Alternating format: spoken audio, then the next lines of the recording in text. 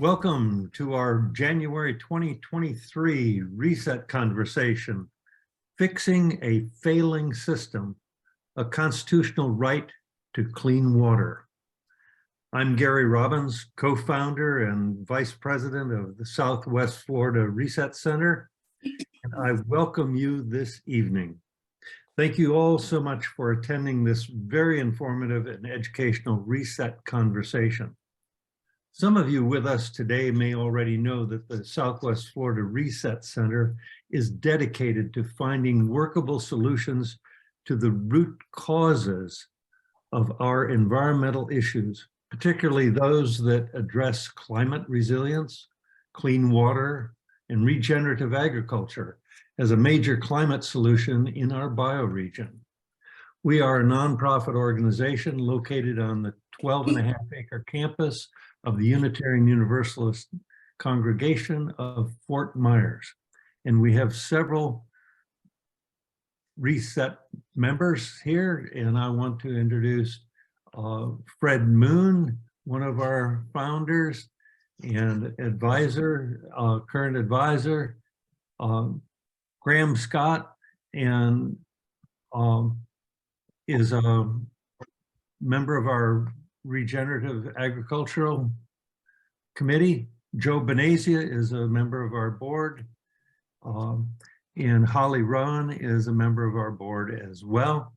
And Bev Lambert is one of our great resources for helping us on all of our electronic communications. Only 3 years ago, we were 5 concerned citizens who came together intending to prove that the famous anthropologist Margaret Mead was right when she said, quote, "Never forget that a small group of concerned citizens can make a difference, for indeed it is the only thing that has."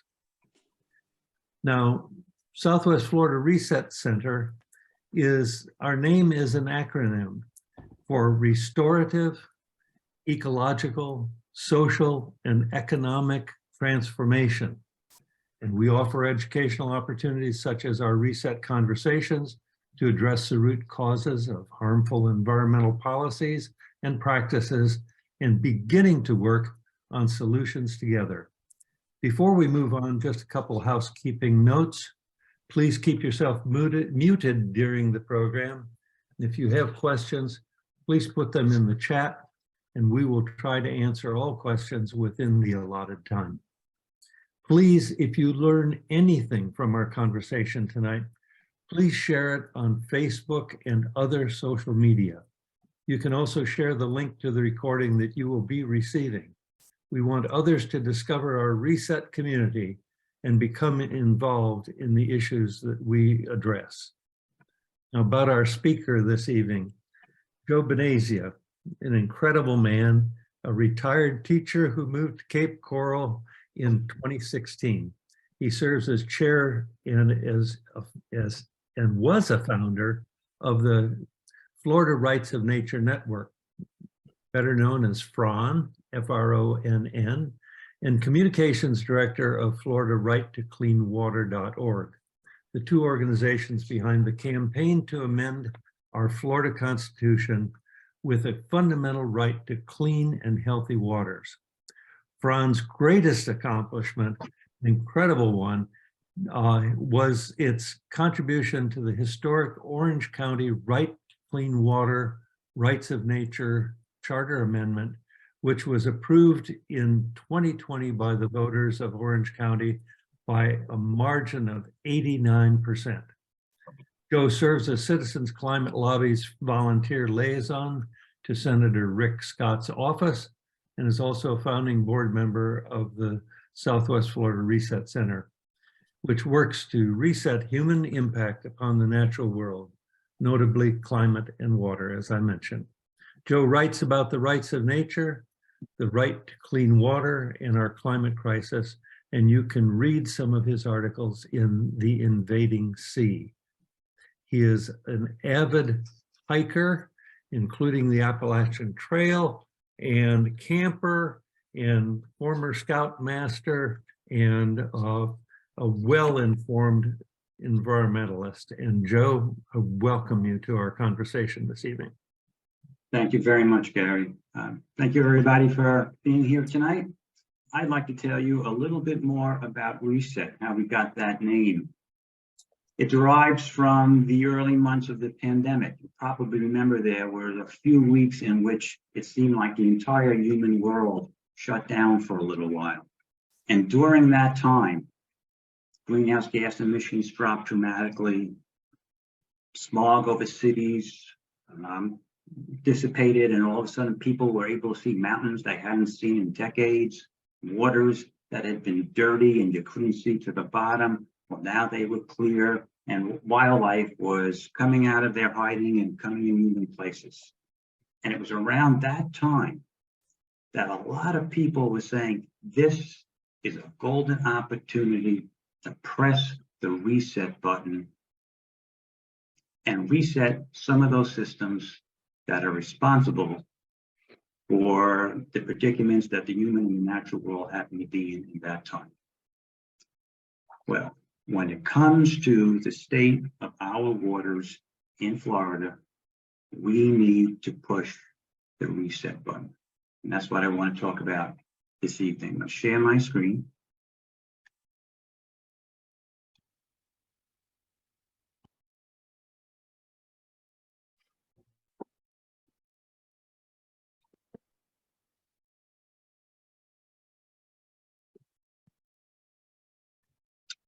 Tonight I'll be talking to you about our efforts to amend the state constitution, giving everybody a right to clean and healthy waters. Let's talk about the state of our waters. I understand that most people think they aren't good, but I don't think most people appreciate just how critical a condition they are in. We have about 1,000 springs in this state. 80% of them are impaired. According to the Florida Springs Council, a very reputable organization, and according to current projects, it could take over 200 years to clean these springs, and many of them are suffering significant flow problems. Our Calusa waterkeeper down here, John Pisani, has let everybody know that there are nearly 1 million acres of estuaries and 9,000 miles of streams and rivers that were designated for recreation that are impaired with fecal bacteria. Florida ranked #1 in a recent report for the highest total acres of lakes too polluted for swimming for healthy aquatic life. Everybody, I think, knows about the plight of our manatees. Last year set a record. 1,101 manatees died, mostly because the seagrass that they feed upon is disappearing in the Indian River Lagoon. Red tides have exploded, close to 200 months of red tide in the last 27 years. There are 50,000 tons of legacy phosphorus sitting at the bottom of Lake O. And during the past 50 years, this state has issued 23,000 permits to polluters to pollute the surface waters of our state. That's 10% of the nation's total. And back in 2018, of the close to 4,400 water bodies that were reviewed by the state, over half of them were declared to be impaired. I'll add that in the last few years, Biscayne Bay has been on life support. VoteWater.org recently said that seagrass beds in Florida are in a death spiral. And you probably recall that a few months ago, a report was given about how much of the recommendations of the Blue Green Algae Task Force have been implemented. Well, about 12%. That is it. The system isn't working. We need to reset it. I'm going to take a shift gears a little bit, and I want to tell you about what happened in Pennsylvania in 2012. Back then, the state legislature passed and the governor signed a notorious act, Act 13, piece of legislation. It compelled municipalities to allow fracking virtually anywhere within their municipal boundaries. If someone wanted to do a fracking activity, do a frack pond 300 feet or right next door to a school, the municipality could not block that. In churchyards, in wildlife sanctuaries, close to waters, everything was open. Furthermore, Act 13 came with a gag rule. Doctors were not allowed to speak publicly about the ill effects they were seeing in their patients from fracking operations. They couldn't even talk to other doctors to compare notes unless they signed a legal document. The health impacts were considerable. The story of one woman became the focus of a Pulitzer Prize-winning book back in 2017 called Amity and Prosperity. It was about Stacy Haynes. She was a single mom, a nurse, and her neighbor had a frack pond. Soon after that, Stacy found that her farm animals got sick and died. She got sick, her daughter got sick, her son got so sick he couldn't attend school for over a year, and eventually they had to move away from the farm that had been in their family for generations. Act 13 was written by the fracking industry. Many of the legislators who signed it never even read it, and the governor of the state had accepted $1.7 million in campaign contributions from the industry. This is indicative of how things work. I'd like to corroborate that a little bit. Maya Van Rossum, who is a Delaware riverkeeper, and she's the author of a book called The Green Amendment, now in 2 editions. She provided this information to me, anyway, in the book. Back in 2014, Princeton and Northwestern University researchers released a very well-known study in which they had compared all the laws passed between 1981 and 2002 and voter preferences on each policy decision. They found that policies overwhelmingly did not reflect the will of the people, but rather the preferences of special interest groups. Policies, note the study, tend to tilt towards the wishes of corporations and business and professional associations, and especially diverge from the will of non-elite Americans. I consider myself a non-elite American. I'll presume that most of you consider yourself non-elite Americans as well. When it comes to the environment, things do not go our way or the environment's way most of the time. Locally, the system works the same way here. Special interests have undue influence. I will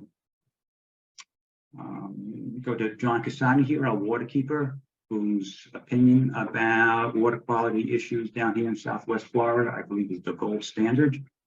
And back in 2020, after that Orange County vote in which those voters gave themselves a right to clean water, and they gave their waters rights as well, John wrote this op-ed, and he said, political maneuverings influenced by special interests that benefit from rapid growth continue to plague Florida with ineffectual policies on water. It should be clear at this point that a significant new course of action is necessary to avoid the outcomes of entrenched politics. And I can't read that because this is, in a way, stricter interpretation of laws by the courts. Well, in Pennsylvania, the Delaware Riverkeeper and a number of small townships realized that they needed a different approach to protecting their waters and protecting their health and their other interests. And so they filed a lawsuit arguing that Act 13 was unconstitutional. They argued that it was in violation of their environmental rights, which voters had given themselves 80% approval back in 1971. This is what their environmental rights amendment said. The people have the right to clean air, pure water, and to the preservation of the natural, scenic, historic, and aesthetic values of the environment. This case went all the way up to the Pennsylvania Supreme Court, and historically, the Supreme Court agreed with the plaintiffs. And usually Supreme Court decisions, rulings run about 20 pages. This one, which was written by the Chief Justice of the Supreme Court, was 162 pages long. He spent a lot of time detailing the history of environmental degradation in Pennsylvania because he wanted to make this point. It is not a historic accident, he said, that the Pennsylvania Constitution now places citizens' environmental rights on par with their political rights. The Pennsylvania voters back in 1971 knew what they were doing when they gave themselves environmental rights that were on the same level as the right to free speech, the right to bear arms, freedom of religion, freedom of the press. And that's the way the Pennsylvania Supreme Court saw it as well. They needed protection. Their environment needed protection. Their Constitution gave it to them. What does our Constitution here in Florida say? It shall be the policy of the state to conserve and protect its natural resources and scenic beauty. Adequate provision shall be made by law for the abatement of air and water pollution and the excessive and unnecessary noise, and for the conservation and protection of natural resources. This is a policy statement. It is not the declaration of a right.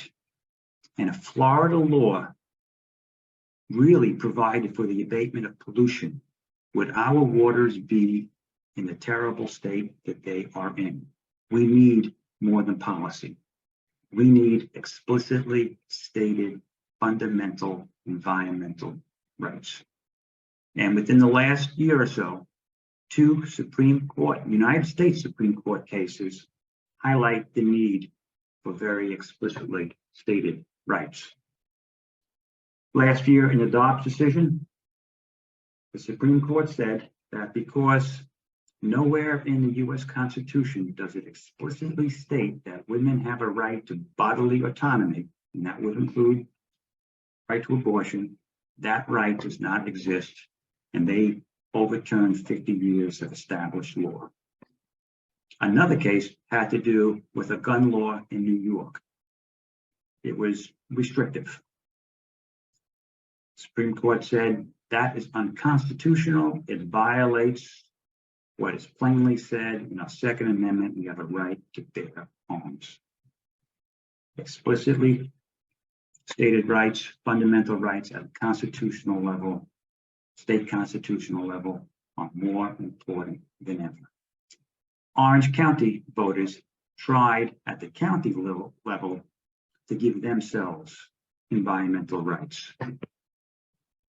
And Gary referred to that a little bit earlier. It was approved by 89% of the voters. It did several things.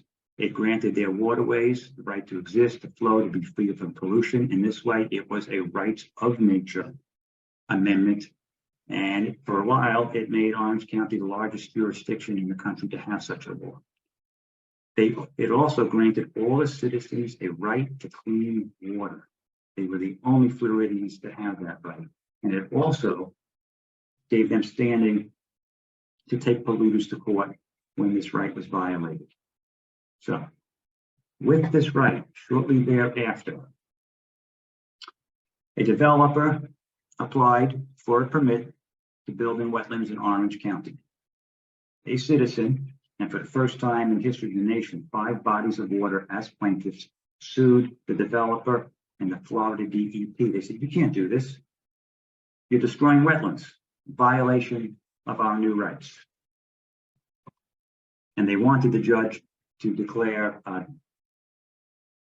in no uncertain terms that they had these rights, and they wanted injunctive relief. They wanted the court to tell the developer, do not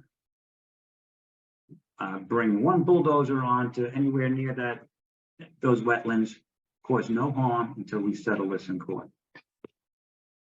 So what happened? Well, very quickly, very soon after that proposed amendment was on the ballot, the state legislature swooped in, and in their 2020 Clean Waterways Act, they preempted the authority of local governments to pass such laws as this. Specifically, what they said, and the Clean Waterways Act was a mammoth piece of legislation, over 100 pages long. And towards the end of the entire process, the legislators snuck in this one paragraph. A local government may not recognize or grant any legal rights to a plant, an animal, a body of water, or any other part of the natural environment, or grant such person any specific rights relating to the natural environment. That would include the right to clean water, unless it is specifically granted in the state constitution. What happened to that lawsuit? Well, both the Florida DEP and the developer asked the court to dismiss the lawsuit, saying the Orange County law has been made invalid. State legislature has preempted it. And the court agreed, saying, even though the plaintiffs made a passionate argument for protecting the wetlands, the fact is that the legislature has this power to preempt the local authority of governments, and so he dismissed the case.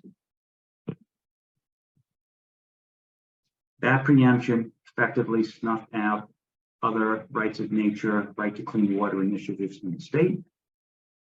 It's a pretty clear indication that the legislature is more interested in protecting special interests than in the will of the people and our waterways. And it shows why we need a constitutional right to clean water. And I'm going to dive directly right into our current amendment, the right to clean and healthy waters. This is what it does. This amendment creates a fundamental right to clean and healthy waters. The amendment may be used to sue state executive agencies for harm or threatened harm to Florida's waters, which include aquatic ecosystems. The key word there is fundamental. There are different levels of rights. The highest rights, the most important rights, are fundamental rights. Such rights would take precedence over the permitted rights given to polluters in this state. That's a game changer. Fundamental rights would take precedence over the permitted rights. The first full paragraph of the amendment talks about the purpose of the amendment. Why do we need this? Well, waters sustain all forms of life. Clean and healthy waters protect and promote substantial interests, including human health, safety, and welfare, native fish and wildlife, conservation of natural resources, outdoor recreation, aesthetic values, business corporations, property values, and economic interests. Clean water, healthy ecosystems are absolutely vital to our well-being in so many different ways down here in Florida. We merit a fundamental right to clean water. A little bit further down, it says, to promote the interests of Florida's people, businesses, organizations, communities, and economies in clean and healthy waters, this section provides equitable remedies against actions or inactions of the state. This is, I want to make this clear, a human right to clean and healthy waters. This is not a rights of nature piece of legislation. It gives no legal rights to nature. In the middle of the paragraph, it talks about, even though we have that paragraph in Article 2, Section 7 of the Constitution, and there are lots of environmental laws and regulations on the books in Florida, they very evidently have not corrected the continuing decline in the condition of waters in the state. And down on the bottom, it says that this law provides for equitable remedies against the actions or inactions of the state executive agencies that harm or threaten harm to Florida waters. This law is about restoring our waterways. It's about remedying the problems. It is not about monetary rewards A lot of people think, oh, this is a law that is going to just invite lots of litigations and the lawyers are going to get rich. No, no one's going to get rich on this. No one's going to get a windfall of money. What we're going to get are cleaner waters. It is also worth noting that we have this right. It's inherent. Political power pursuant to the first full sentence, I think, of the Florida Constitution, which says down there on the bottom, all political power is inherent in the people. And we have this right to create the fundamental right to clean and healthy waters. The people hereby declare this fundamental right, which is indefeasible. I love that word. I'll admit that I'm a retired English teacher. I never heard of that word until I learned about this law. What does indefeasible mean? It means that it cannot be compromised, it can't be altered, it cannot be overturned. In this case, by the state legislature. I know there is a great deal of cynicism among Floridians because we have seen initiatives such as this pass comfortably, if not overwhelmingly, by Florida voters, only to see their intent compromised by the state legislature, to have the rug pulled out from underneath the will of the people. Those people who wrote this amendment were fully conscious of that possibility. The state legislature will have tremendously hard time doing anything to compromise this law. It's a fundamental right. It is above their heads. It is out of their reach. By the way, I will tell you that the primary drafter of this amendment is a retired Marine Corps judge advocate and environmental law professor. It was also thoroughly and exhaustively researched and vetted by legal experts, including 3 in Florida constitutional law. What does it say? It says that it shall be unlawful and considered a violation of the right to clean and healthy waters for a state executive agency as defined elsewhere in the amendment to harm or to threaten harm to Florida waters by action or inaction. I want to give you some examples because they illustrate the efficacy of this amendment.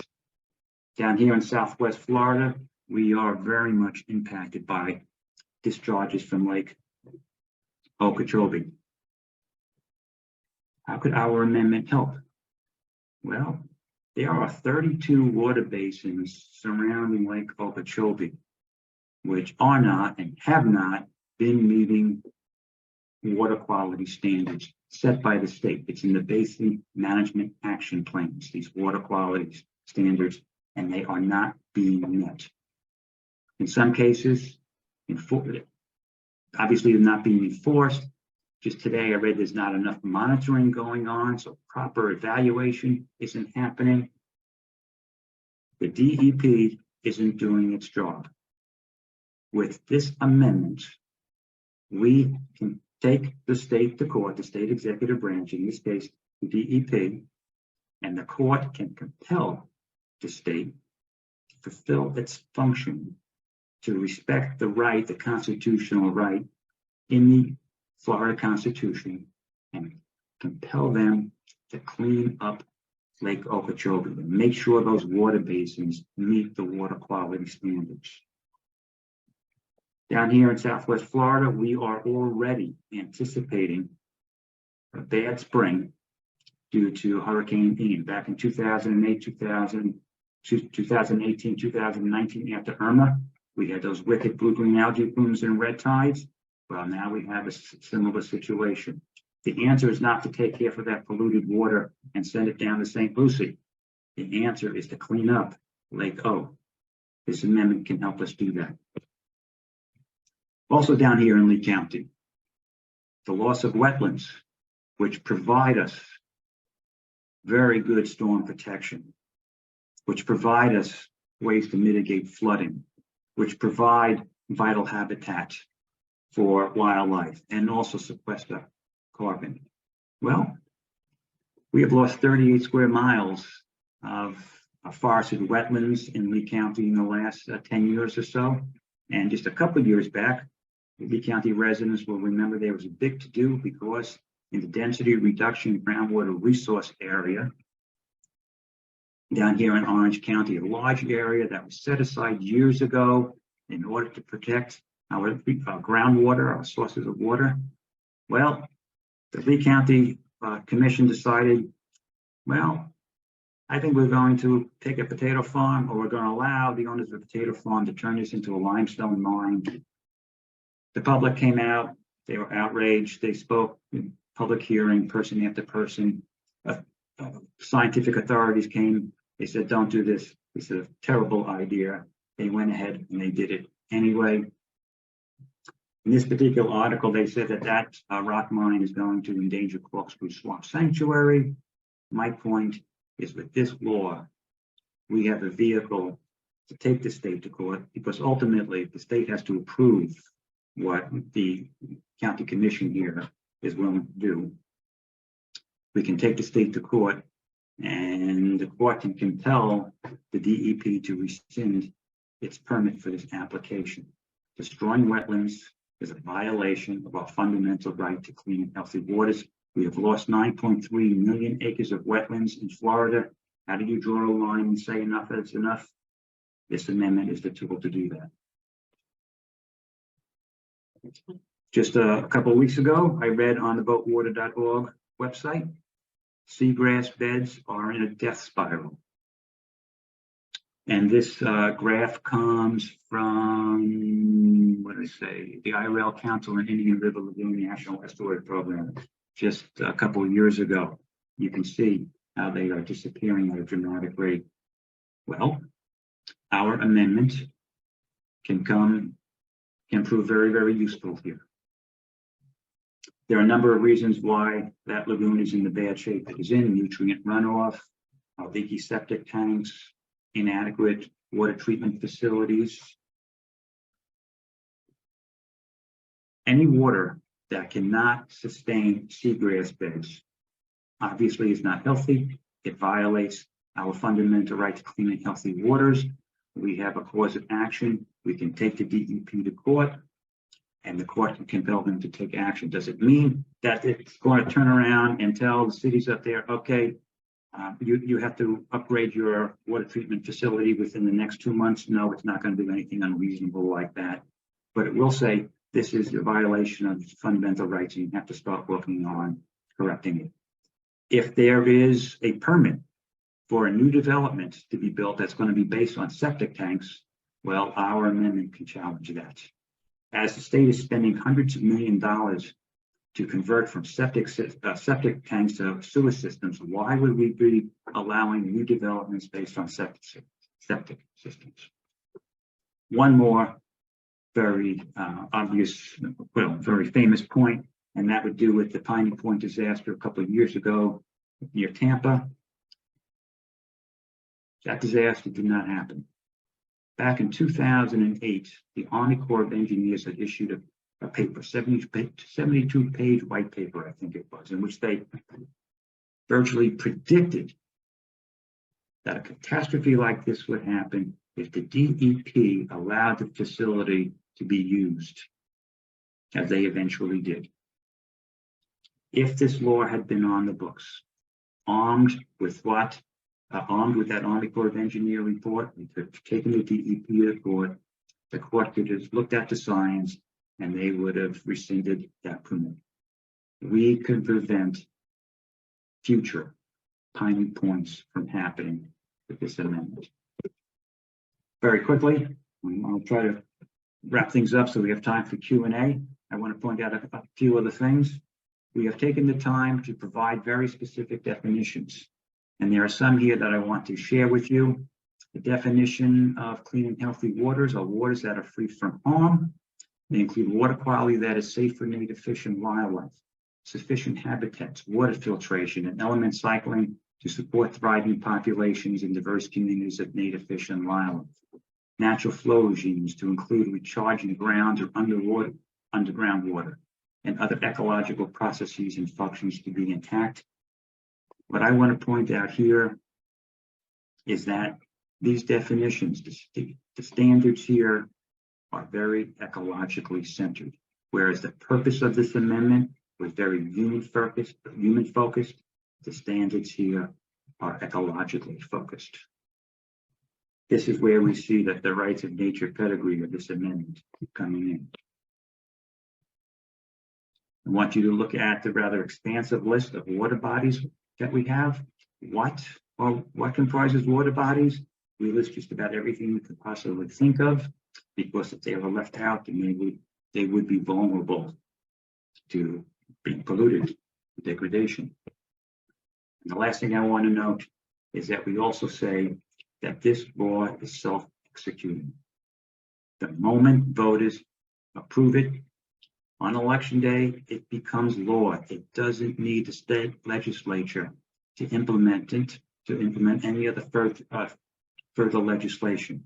It's effective immediately. Very recently,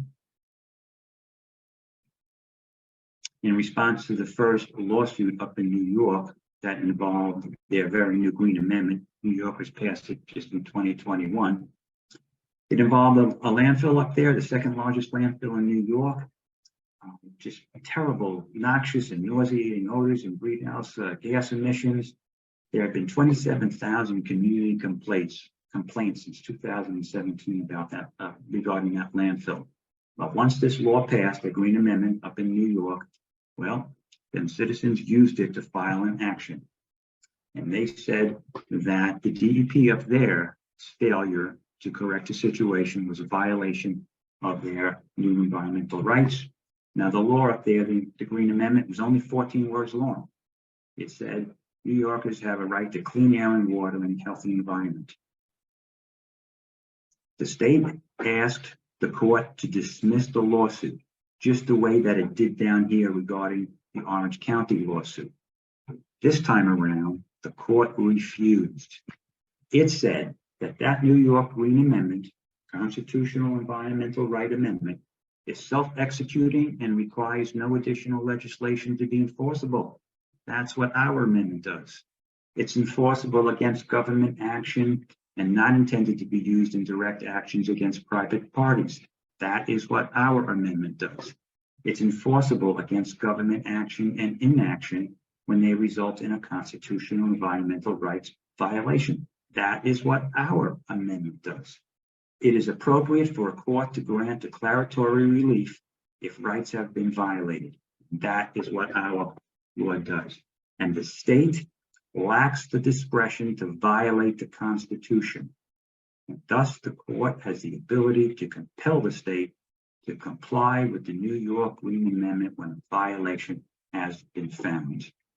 The DEP does not have the discretion not to fulfill its obligation and protect our right to clean water. It must do so. And when it doesn't, the court will compel it to do so when we file an action. What I want to note here is that the court read a lot into those 14 words. Some people say our amendment is kind of long. It has to be long because we have gone through the trouble of explicitly noting all of these determinations, all of these aspects of a right to clean and healthy water. It's possible that up in New York, a higher court can say, lower court, you read too much into that amendment, into those 14 words. Can't happen down here because we've made everything very, very clear. The language in the Right to Clean Healthy Waters Amendment is purposely explicit to best ensure its ability to meet legal challenges, and we know they will come, and to protect our right to clean water. So, wrapping up, we need petition gatherers because we need to get close to 900,000 signed petitions, approved petitions by the end of November this year. It's a Herculean task. Before that, we have our eyes set on a more immediate goal. We want to get 223,000 signed and approved petitions by March 1st in order to trigger a Supreme Court review and survive it. Once we do that, then a lot of organizations that are sitting on the fence waiting to see if our language is going to survive, they'll come on board, they will lend their helping hand. They could be helping now and help us get to that Supreme Court review, but they're not. And also, it'll just get the attention of loads of other Floridians. We are not ill-confident that once it is on the ballot, voters will approve this. The challenge is getting it on the ballot, getting those 900,000 signed petitions. The first step is to get past the Supreme Court review. So to find out more about our amendment, go to FloridaRightToCleanWater.org. It's a very thorough website. You'll find lots of information. I urge you to read the full text of the amendment. You will find that we are right in the midst of a Unite for Clean Water push. And part of that is about, I'll come back to this later. This lady, I mentioned her earlier, Maya Van Rossum. She is the author of this book. She was the Delaware Riverkeeper who was an integral part of that Pennsylvania case that went up to the Supreme Court. She's going to be down here speaking at the FGCU Water School this Friday at 2 p.m. It's mostly intended for students, obviously, and faculty, but it is open to the public as well. A little bit more about Maya. She was named one of the 10 most influential people of 2015 when it comes to energy issues.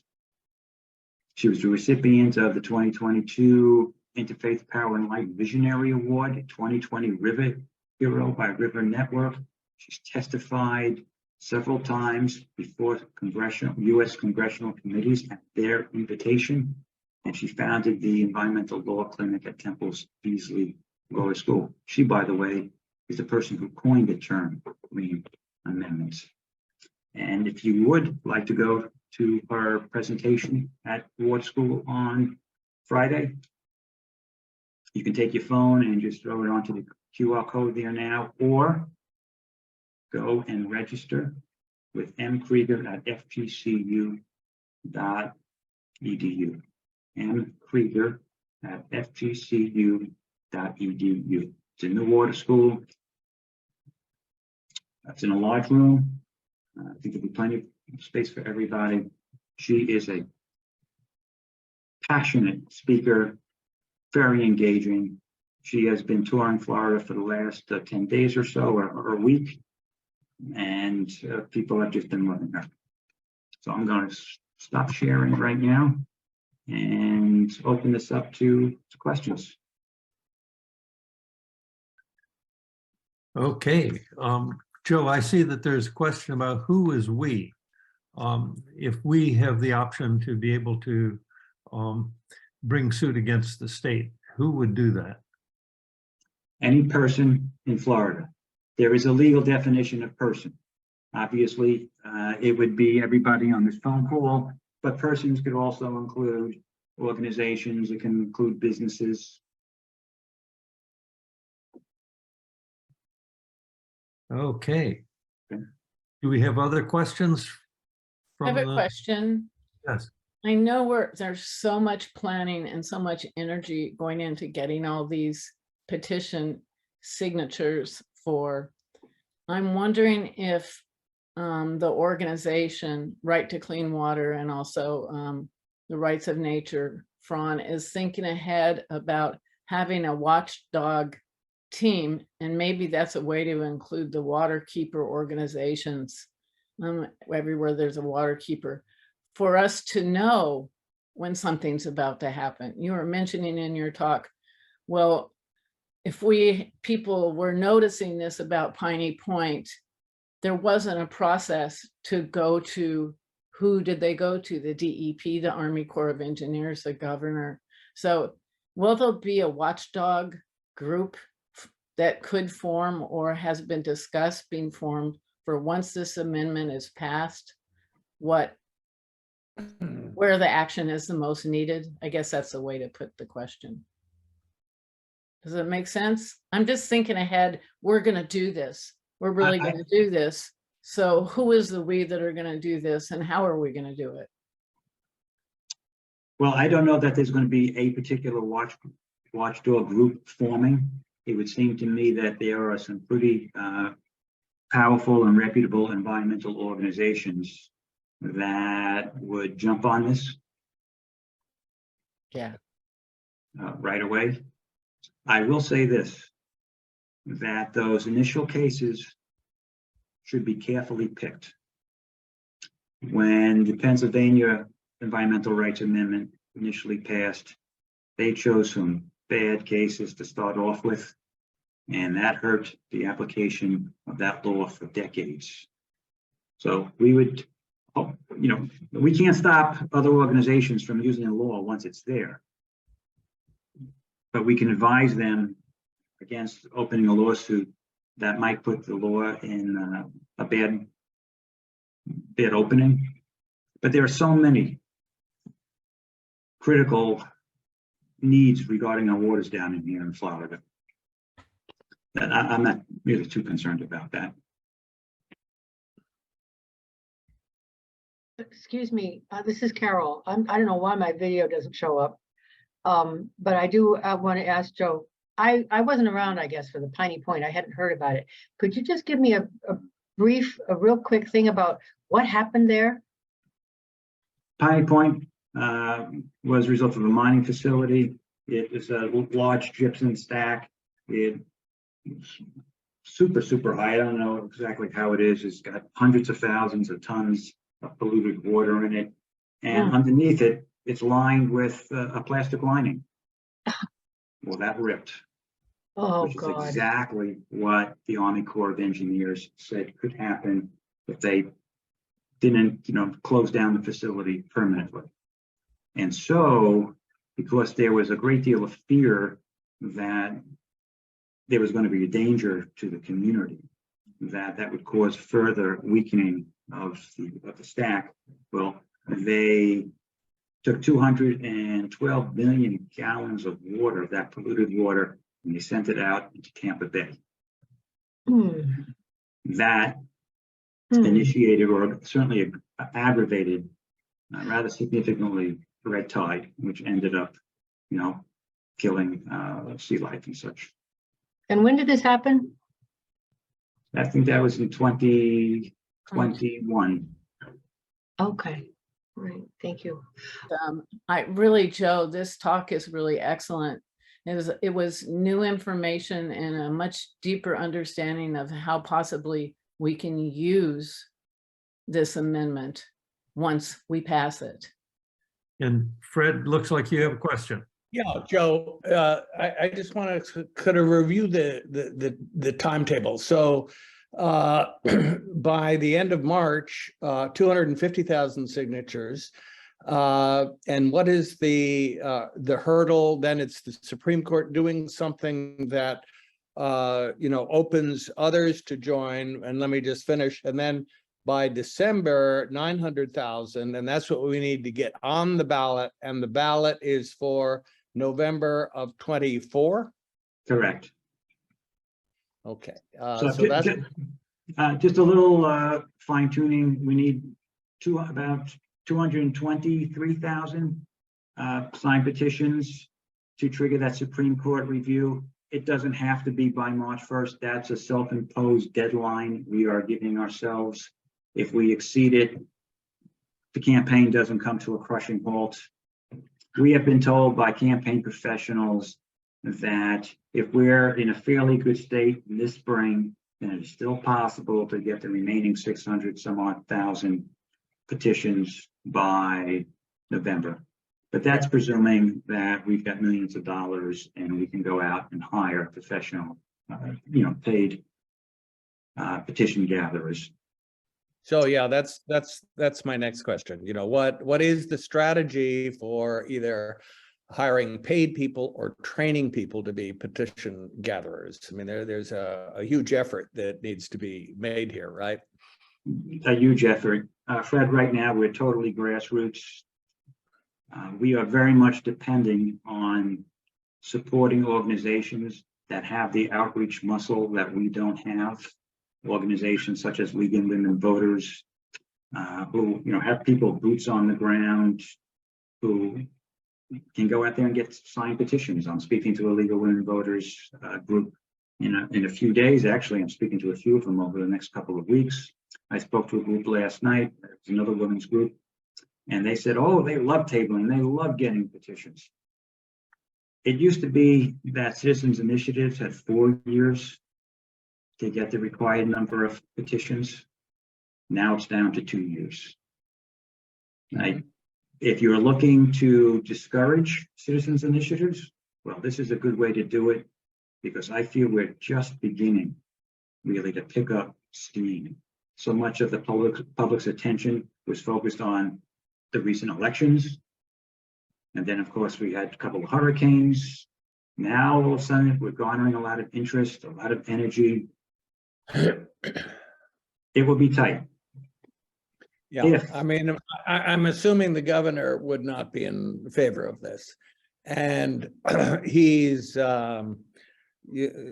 he's acting up a lot these days and turning progressive, good, sensible things into, he's trying to ridicule them with the language he's using, like woke and are we? So is my supposition right? The governor's going to oppose it. This will be a critical year if he does want to run for president. So we need a strategy to cope with DeSantis, don't we? We do. I think that's an interesting situation.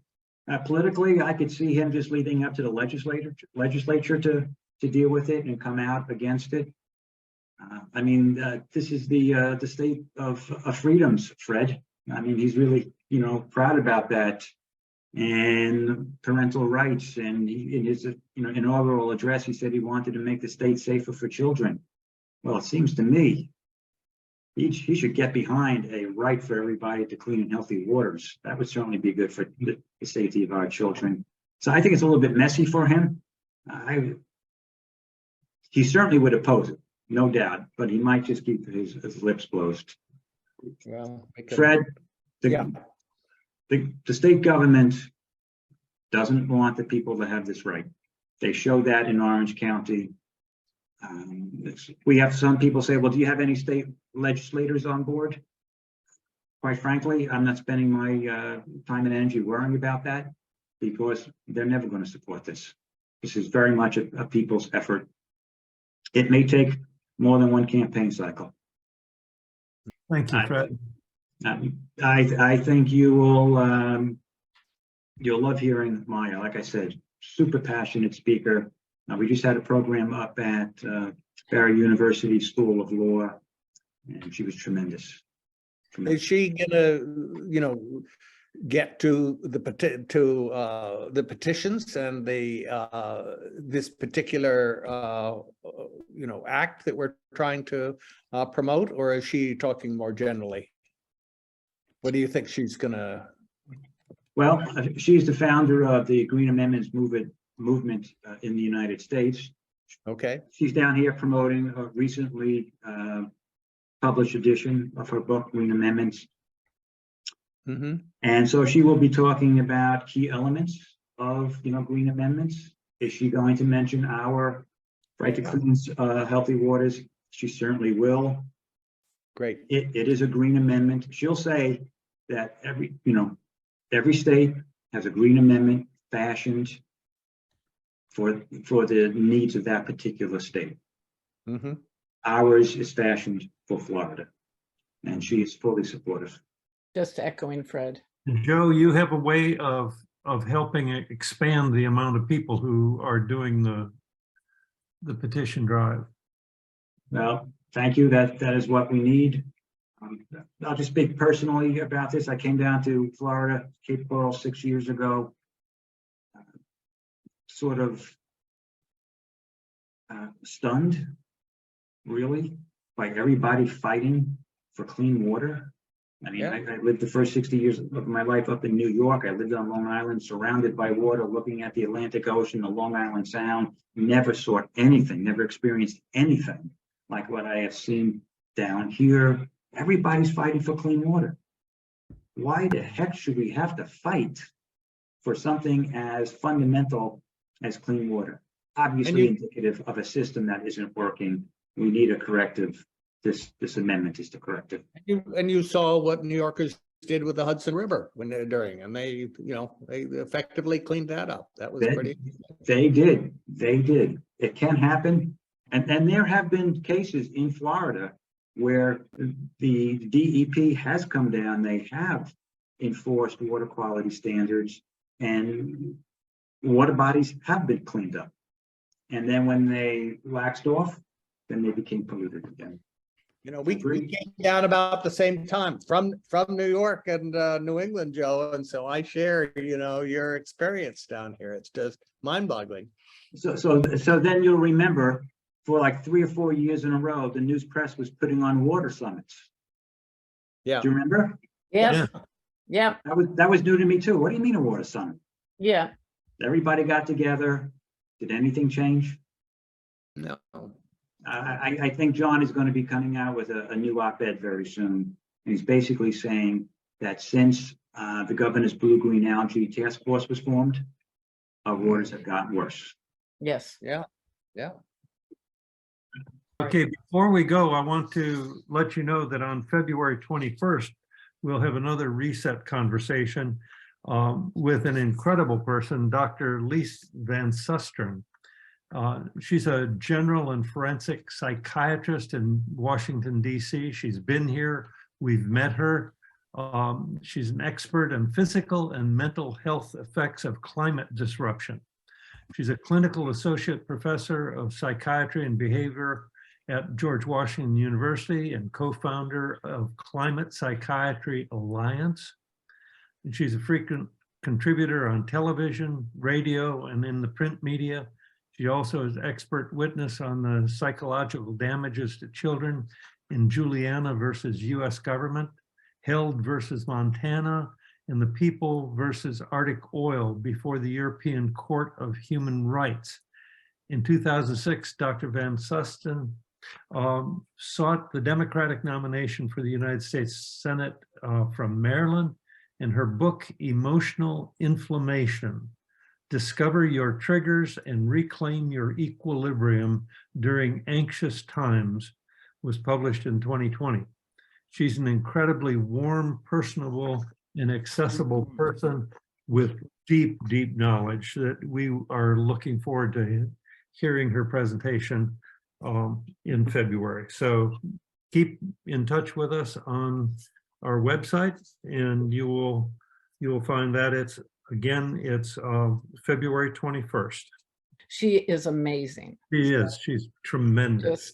And very loving and very knowledgeable about climate change itself. Yeah. Okay. Thank Joe, you all so much. Joe, thank you. This has been terrific. Appreciate it. Thank you, everybody, for being here tonight. My pleasure. Excellent. Thank you all for coming.